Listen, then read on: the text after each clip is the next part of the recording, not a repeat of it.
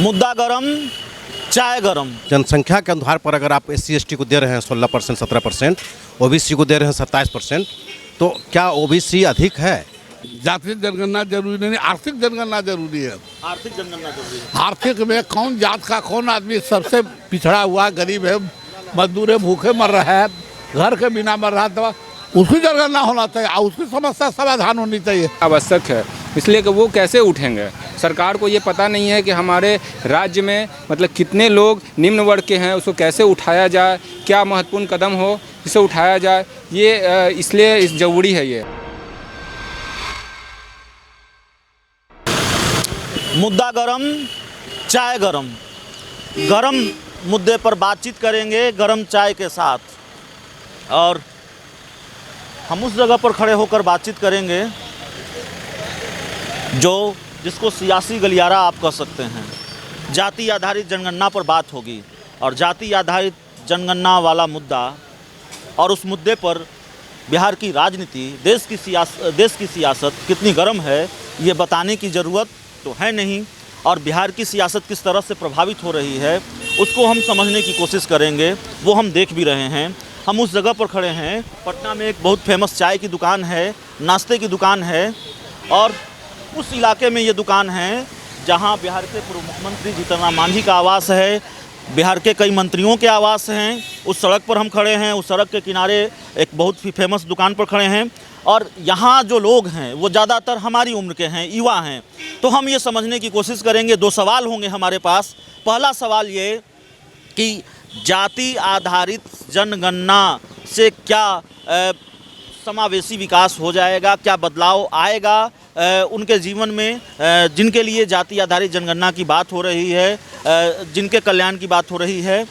और दूसरा सवाल ये है कि क्या जाति आधारित जनगणना होना चाहिए। सबसे पहला सवाल तो यही कि होना चाहिए, नहीं होना चाहिए।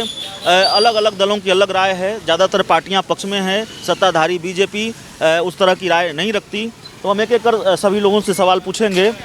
जाति आधारित जनगणना को लेकर भाई सवाल है, शर्माइए मत, होना चाहिए नहीं होना चाहिए? नहीं, उनसे पूछा जाए। नहीं, जाति आधारित जनगणना होनी चाहिए। होनी चाहिए। बिहार के तमाम और आपको लगता है कि जाति आधारित जनगणना होगी तो कल्याण हो जाएगा?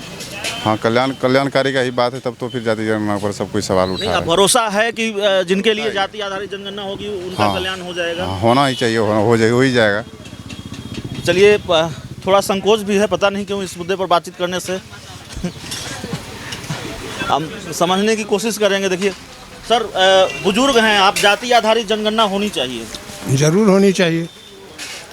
और बदलाव आएगा जाति आधारित जनगणना से? क्यों नहीं आए? जिनके लिए ये जनगणना की मांग की जा रही है। सही बात है। ज़्यादा बात करना है, हमारे नेता से बात कीजिए। तो चलिए नेताजी से बात कर लेते हैं। सर, अनुभवी हैं आप, क्या राय रखते हैं? सबसे पहला सवाल तो जाति जनगणना होनी चाहिए, इसलिए कि जिसकी जितनी संख्या भारी उसकी उतनी भागीदारी। सत्ता में भागीदारी चाहिए, सर्विस में भागीदारी चाहिए, न्यायपालिका में भागीदारी चाहिए। तो जनसंख्या के आधार पर अगर आप SC/ST को दे रहे हैं 16%, 17%, OBC को दे रहे हैं 27%, तो क्या OBC अधिक है? अगर अधिक है तो उसकी जनसंख्या के अनुसार उसका जो आरक्षण बढ़ना चाहिए। इसलिए जाति जनगणना आवश्यक है बिहार में। BJP की राय अलग अलग है। BJP कई बार यह कहती है, BJP के कई नेता यह कहते हैं कि हम जाति आधारित जनगणना के खिलाफ नहीं हैं, लेकिन प्रधानमंत्री नरेंद्र मोदी से मुलाकात होती है और उसके बाद अभी तक कोई फैसला सामने नहीं आया। अभी तो हाल फिलहाल तुरंत बिहार के जो लोकप्रिय नेता हैं, विकास पुरुष जिनके नाम से कहे जाते हैं, नीतीश कुमार, जीतन राम मांझी जी, तेजस्वी जी, ये सारे लोग, मुकेश सहनी जी, सारे लोग गए हैं, प्रधानमंत्री से मिले हैं, उनको बताए हैं अपनी बात, और वो आप सोच समझ करके निर्णय लेकर के बताएंगे। इस मुद्दे पर तेजस्वी यादव, नीतीश कुमार एक साथ खड़े। हाँ जी, बिहार के विकास के लिए यह लगता है कि आगे हम लोग का बिहार के गरीब गुरबा का विकास निश्चित तौर पे होगा, क्योंकि विपक्ष भी एक साथ हो गया जाति जनगणना पर। यह बहुत बड़ा उपलब्धि है बिहार के लिए। बड़ा मतलब निकाला जा रहा है। नीतीश कुमार, तेजस्वी यादव मुस्कुराते हुए निकलते हैं। वो तो अलग है, मुस्कुराहट तो आप देखिए, बिहार के नेतृत्व कर रहे हैं, एक मुख्यमंत्री हैं, एक विपक्ष नेता है, तो मुस्कुराहट नहीं देंगे तो बिहार के लोग कैसे जगेंगे? बिहार के लोग मुस्कुराहट से तो लोग जगेंगे ना। तो बिहार के लोग मुस्कुराहट से जगेंगे। हाँ बिल्कुल बिल्कुल सर, बताइए। आर्थिक जनगणना जरूरी नहीं है। आर्थिक जनगणना जरूरी नहीं है। ये जातीय जनगणना जरूरी नहीं, आर्थिक जनगणना जरूरी है। आर्थिक जनगणना जरूरी है। आर्थिक में कौन जात का कौन आदमी सबसे पिछड़ा हुआ गरीब है, मजदूर है, भूखे मर रहा है, घर के बिना मर रहा है, तो उसकी जनगणना होना चाहिए और उसकी समस्या समाधान होनी चाहिए, ना कि जाति। जातियों में मान लीजिए जो दबंग आदमी है वही सब कुछ ले लेगा, अब बाकी जाति अपना झाल पीटते रहे। बिहार के पूर्व मुख्यमंत्री जीतन राम मांझी वो कह रहे हैं कि अगर मांग नहीं माने, जो लोग जाति आधारित जनगणना के खिलाफ हैं वो समझिए कि दलित विरोधी हैं। उनको सौभाग्य से मिल गया है सीट, तो वो ऐसा बोल रहे हैं। अगर वही उनको नहीं मिलता तो वही बोलता ये पुराना कांग्रेस का ही, कांग्रेस में इनका जन्म हुआ है और कांग्रेस में नेता बने हैं। कभी स्वतंत्र प्रभार में नगर विकास मंत्री हुआ करते थे, अब संजोग से इनको अभी गद्दी, इसीलिए जातीय गणना की बात करते हैं। मूसर में जीतन राम मांझी का परिवार का मिलेगा सत्ता कि और एगो मांझी जो है, जो बेचारा मरल चल रहा है, उसको मिलेगा सत्ता का सुख और उसको फायदा होगा? नहीं, उसी को फायदा होगा जीतन मांझी को। आर्थिक आधार पर होना चाहिए। हाँ, आर्थिक जनगणना होना चाहिए कि अर्थ उनका गरीबी रेखा में है, नीचे है, उनको सुविधा मुहैया करके समाज के मुख्य धारा में जोड़ना चाहिए। और SC ST का जो रिजर्वेशन है वो आर्थिक जनगणना, जातीय जनगणना पर नहीं है। वह जनगणना उनको जो मिला है सुविधा, अनटचेबल जात जो समाज में था उसको मिला है कि ये समाज में इसको अलग रखा गया है, इसे समाज के मुख्य धारा में लाने के लिए दिया गया, ना कि आर्थिक इससे किया गया है। तो आर्थिक आधार पर जनगणना होनी चाहिए, जाति आधार पर जनगणना होनी चाहिए। अलग अलग लोगों की अलग अलग राय हैं। एक और युवा हमारे साथ हैं, भाग के नहीं जाइएगा, आपको बचने नहीं देंगे। युवा हैं आप, हमारी उम्र के हैं, और यहाँ लोगों से बातचीत करने का मतलब भी यही है कि युवा क्या सोचता है। सबसे पहला सवाल, जाति आधारित जनगणना होनी चाहिए।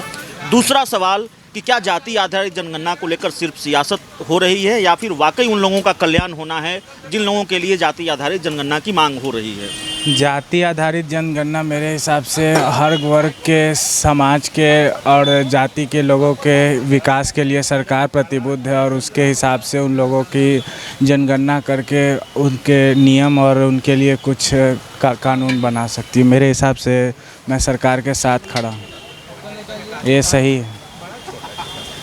सरकार के साथ खड़े हैं आप, यानी कि जाति आधारित जनगणना होनी चाहिए।